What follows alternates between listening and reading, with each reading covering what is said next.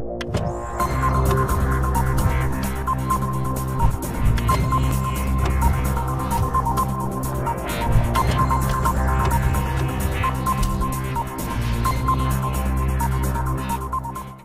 hormati dan saya kasihi rencana pembangunan jangka menengah desa adalah sebuah rancangan yang disusun untuk jangka waktu 6 tahun.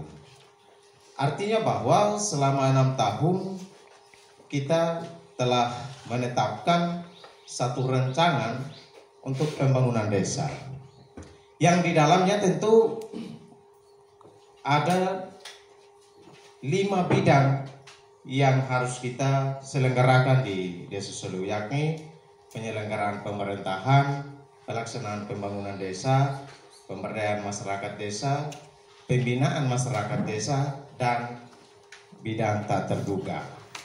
Nah, untuk khusus bidang tak terduga, dia tidak konsisten, tergantung kondisi dan keadaan kita. Seperti yang kita jalan hari-hari ini, kita ada dalam situasi pandemi, maka itu bidang tak terduga diadakan untuk bisa mengantisipasi kondisi yang terjadi. Artinya ada kondisi darurat yang mau tidak mau kita harus alokasikan anggarannya sehingga bisa membantu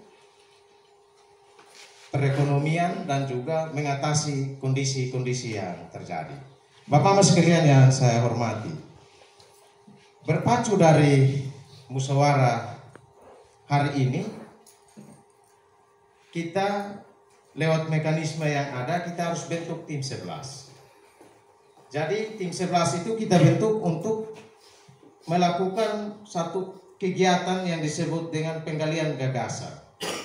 Penggalian gagasan sudah telah dilaksanakan oleh tim 11 dan kita kenapa sampai hari ini baru bisa kita undang Bapak Mama sekalian untuk kita ada dalam pembahasan dan sekaligus kita tetapkan RPJMDes Desa Selu karena memang kita lambat di penyusunan.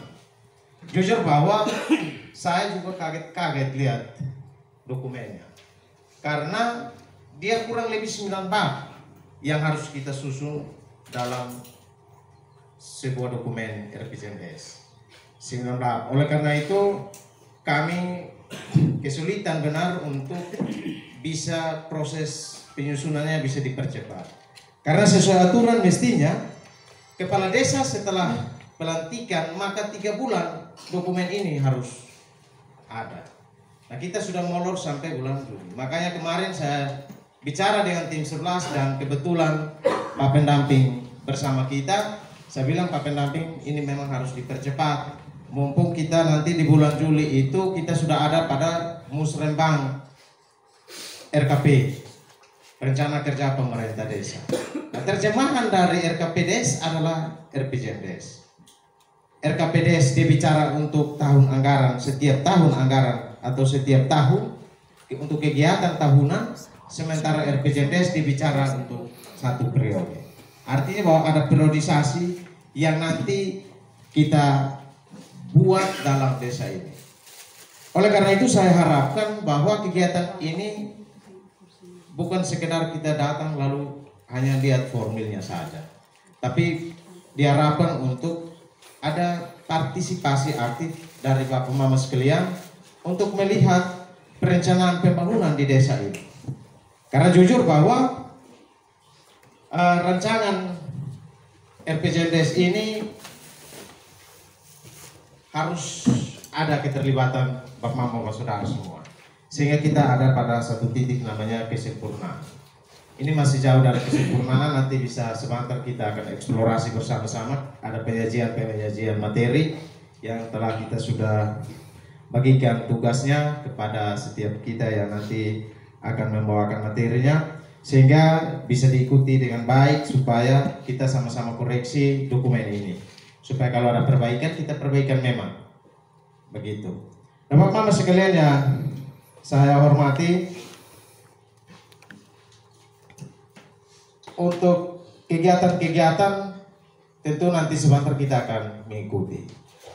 Di dalamnya kurang lebih ada 400-an kegiatan dan nanti bisa dikoreksi bersama-sama sehingga pada kesempatan ini ada kegiatan yang nanti bisa kita realisasi lewat dana desa. Ada kegiatan yang tentu kita akan rekomendasi untuk anggaran pendapatan belanja daerah APBD 1, APBD 2, dan juga ada kegiatan yang nanti dibiayai langsung oleh APBN. Sehingga kenapa undangan itu saya minta supaya Bapak Mama Kepala Sekolah, Bapak Mama yang ada di puskesmas, semua instansi yang ada di desa ini harus terlibat karena berkaitan dengan anggaran-anggaran yang nanti kita tetapkan. Artinya bahwa setelah ini nanti kita ada pada satu musyawarah di kecamatan atau musyawarah di desa, lalu musrembang cam, lalu dinaikkan ke musrembang kabupaten. Oleh karena itu perencanaan pembangunan di tahun ini kita sudah bisa lihat bahwa di RPJMDes misalnya di RPJMDes Desa Soliu untuk kegiatan pembangunan gedung sekolah SMP Negeri 1 Ampua Barat Laut itu kita prioritaskan untuk tahun ini. Sehingga nanti kita ada dalam musrembang des, kita hanya cuma lihat saja bahwa ada kegiatan yang sudah dicentang tahun ini, supaya kita bisa sama-sama prioritaskan itu dan kita harus kawal itu di tingkat kecamatan nantinya. Dan kalau sudah sampai di tingkat kecamatan, kita juga harus kawal di tingkat kabupaten. Nah, Bapak Mama sekalian, untuk perencanaan kabupaten itu kita sudah ada dalam satu sistem informasi pembangunan daerah atau ISIPD.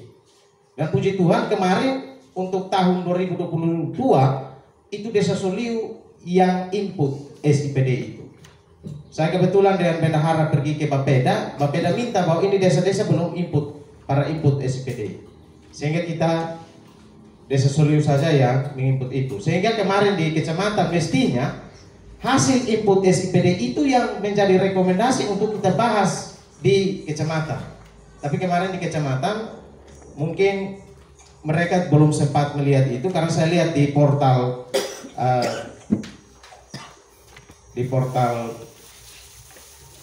SIPD itu atau aplikasinya itu hasil input kita itu sudah dilanjutkan ke jendela di kecamatan.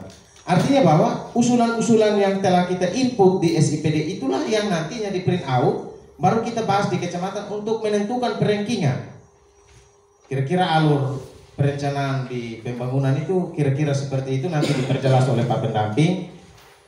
Oleh sebab itu sangat penting untuk RPJMDes ini ada. Karena dia akan menjadi satu kompas untuk kita membawa Desa Soliu ke mana.